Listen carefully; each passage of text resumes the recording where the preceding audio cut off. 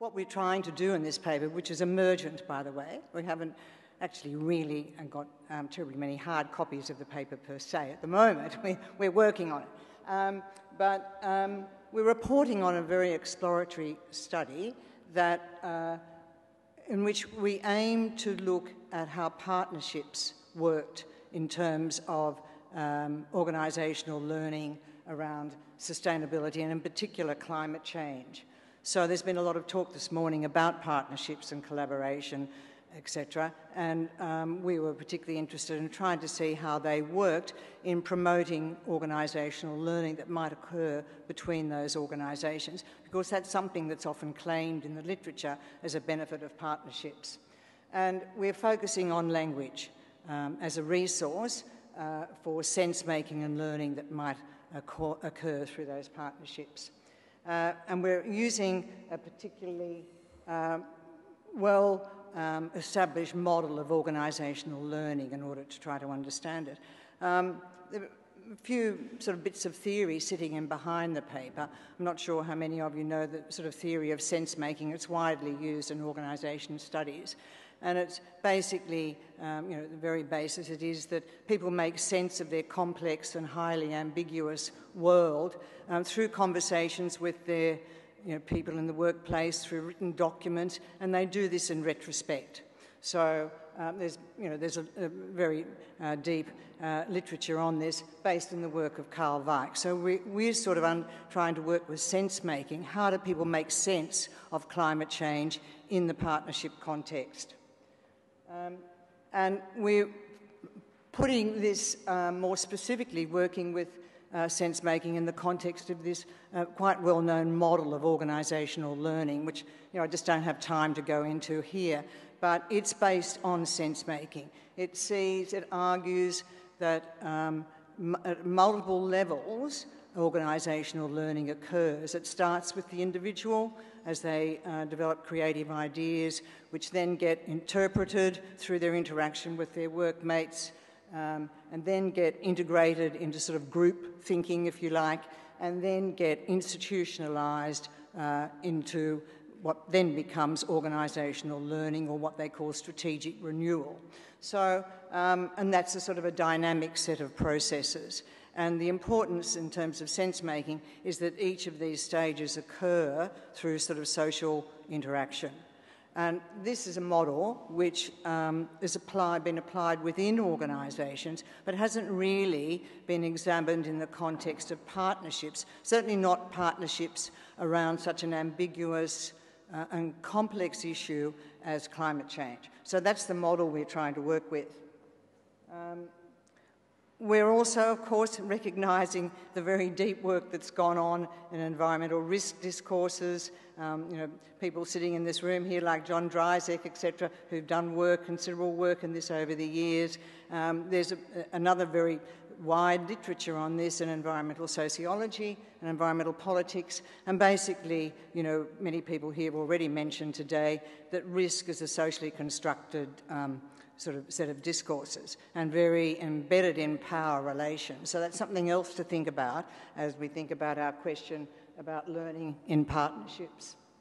We're also bringing in the idea of boundary objects, and the boundary objects are artefacts or discourses that enable people in partnerships to get onto the same table, basically. They can be all sorts of things that enable people from different disciplinary backgrounds, which we've acknowledged is one of the problems with sustainability, that people from different disciplinary backgrounds can get together, share ideas, only really if they've got those boundary objects that enable them to do that. But then they go off into their own disciplinary backgrounds or roles or whatever and develop those concepts more specifically. So the examples of boundary objects in the literature, things like classification systems, various sorts of models. I know Maurizio's done some. Where is Maurizio? He's done some work on using boundary objects, various sorts of models. We also, of course, are interested in discourses such as risk and sustainability itself, or particularly certain aspects of the sustainability discourse, can be thought of as a boundary object. So these are the things that the sort of theoretical backdrops to what we need in order to inform our sort of research question is how does learning occur through partnerships around climate change. So over to Ken. Thank you. Now, there seem to be a few recurrent themes in this symposium so far. Values and systems of values and emotion seems to be one of it. The other is communication. So Greg, for instance, has talked about the importance of networking, and Andy has talked about the power of language in consensus pathway. And of course, Tony also mentions he questions how do you get engineers to talk to finance. And one way that we can explore this is to look into linguistics, a framework of linguistics, where in the last 30 years of research, for example, linguistics has shown that there is a systematic relationship between language use and its context, both in the form of spoken interactions as well as written documents. In the context of a partnership, for instance, its concerns and interests will be reflected in its discourse, which is in turn reflected in the choice of wording in the documents that are being produced or in the interactions between the partners. Now, in this model, we also understand language not only as an expression of context, but it is at the same time constitutive of context. So it is the wording that enables the kind of discourses that can be shared within the partnership, and these discourses then in turn produces the material that enables the social partnerships.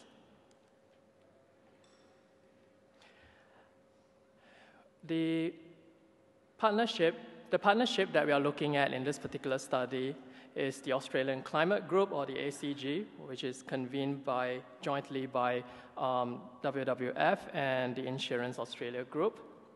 And in this sense, it is an inter-organizational partnership. But at the same time, the panel within the Australian Climate Group itself consists of a number of interdisciplinary teams.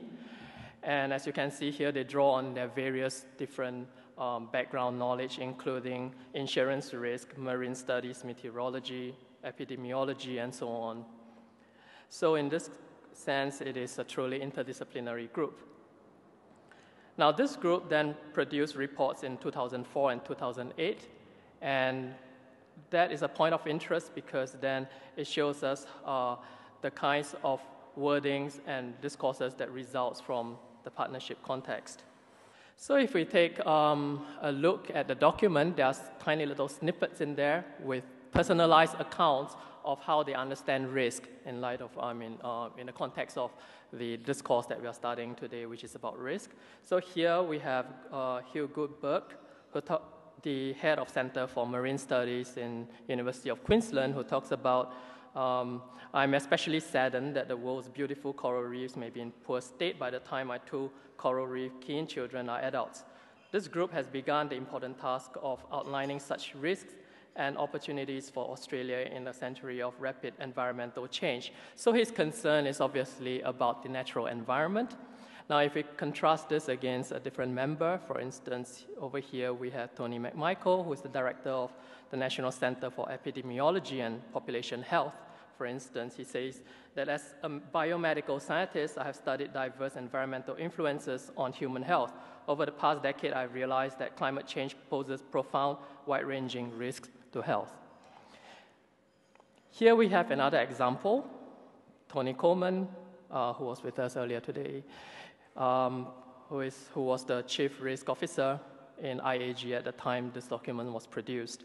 He says, the Australian Prudential Regulatory Authority requires all licensed Australian insurers to be managed so as to be able to withstand combinations of events expected to occur once in every 200 years.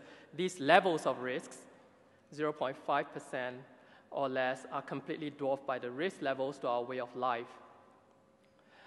Now, if we take a look at these accounts, first of all, we notice that they come at the notion of risk from very different angles indeed. Now, we are not trying to say that their conception of risk or their understanding, their personal understanding of risk is limited to these accounts. But what we are saying is that here they have a personal repertoire that represents and reflect the kind of organization and disciplinary background that they draw on. So what happens when you put a whole bunch of people in a room with different disciplines and you're trying to get them to talk? This is where it gets interesting.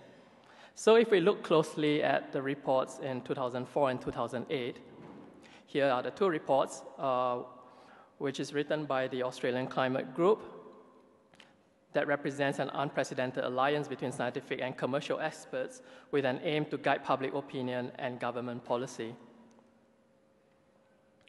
So going back to the social construction of risk, here I'm drawing on Gardner's 1992 notion of risk object. So he argues, for example, that in order to deal with risk, we must first understand and define what we mean by risk.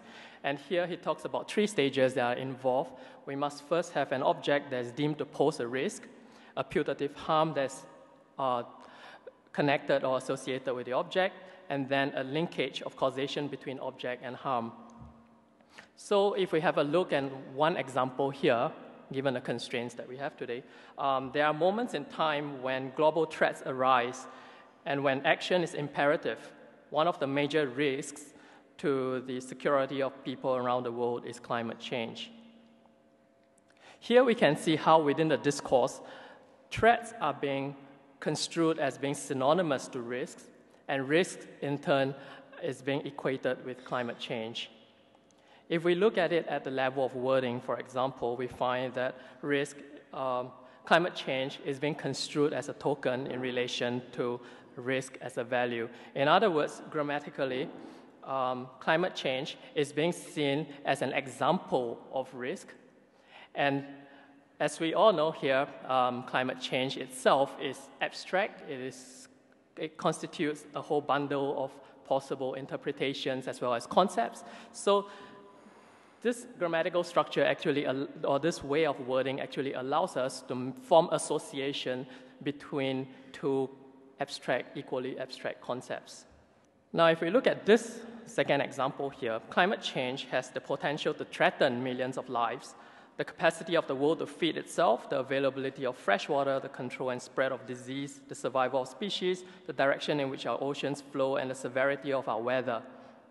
In terms of wording, what we get here is climate change as an actor acting or impacting on millions of lives and so on as the goal through a process of threatening. That is to say, threatening as an act allows us to make a connection between climate change and this list of other items, events that are happening. And if you look closely at these other events that are happening, they actually constitute very different domains indeed. And this structure, this particular way of framing the issue allows us to connect between all these various elaborations of what risk could possibly mean through a cause and effect linkage. And of course, going back to our model that stipulates that language itself is not only a realization of context in the sense that it is expressive of context, but it's also constitutive of context.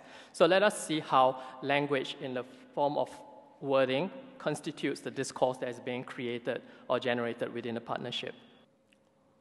So I went back to the documents and I retrieved all the various instances where risk has been explicitly mentioned and look at how risk is being framed in all these examples. So if we look at them, we realize that there are actually a whole range of very different phenomena indeed. So for instance, risk in the first case is associated with infrastructural damage. Risk in the second case is about extreme weather, and you have health issues related to risk, as well as biological diversity and ecology.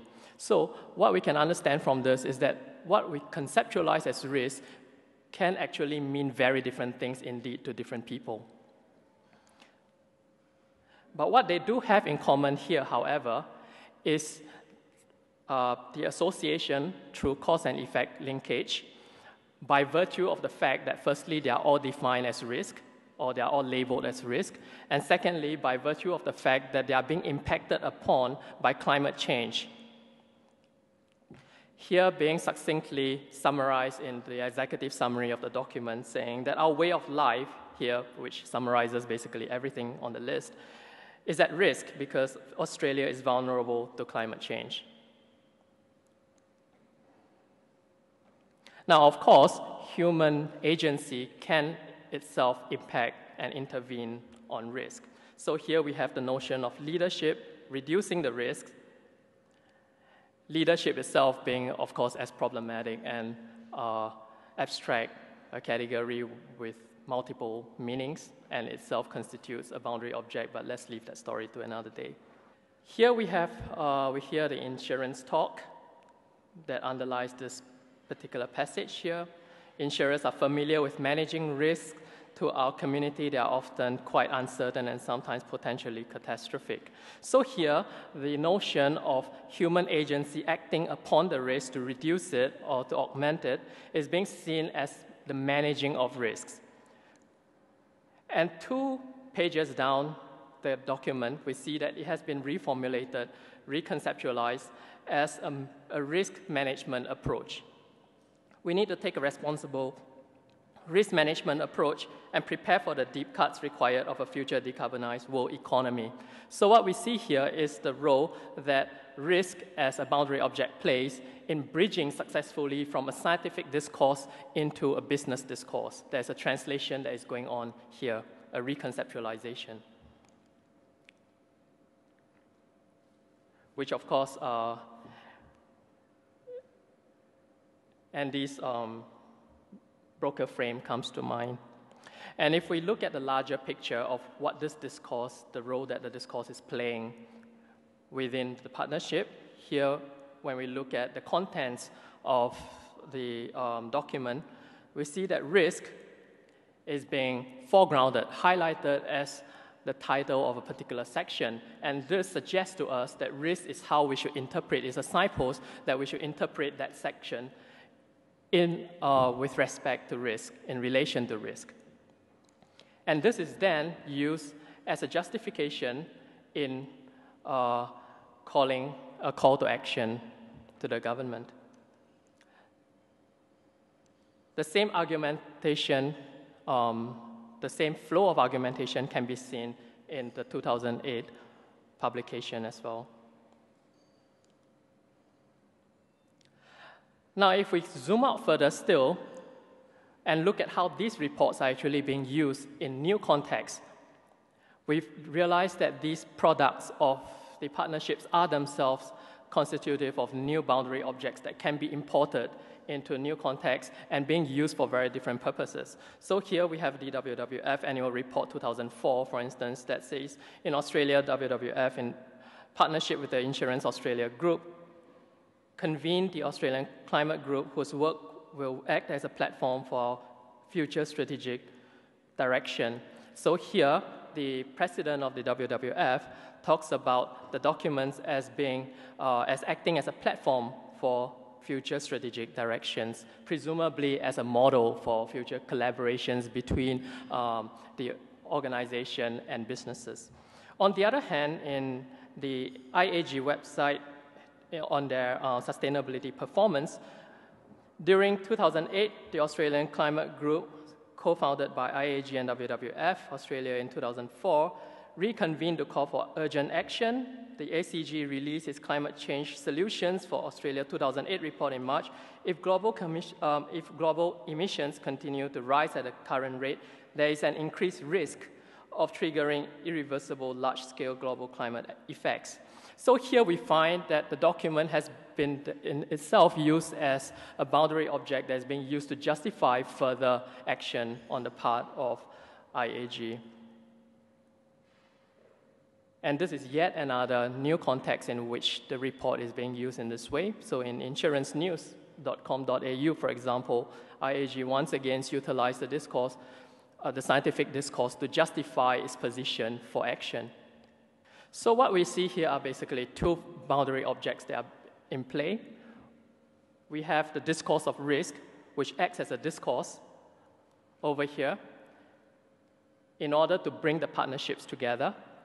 And the product of the partnership itself constitutes a new boundary object as an artifact or protocol that can be used in future actions. So there are three things that we may consider when we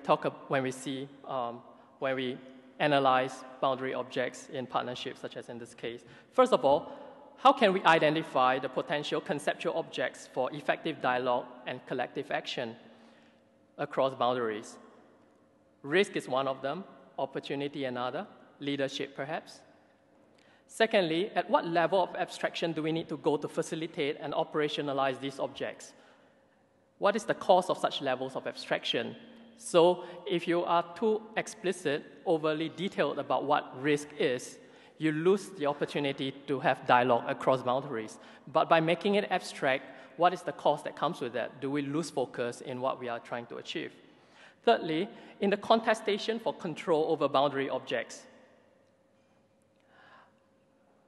who gets to have their voices aired? Who gets to decide what these boundary objects should consist of? Who gets to define risk, in other words, eventually in the final product?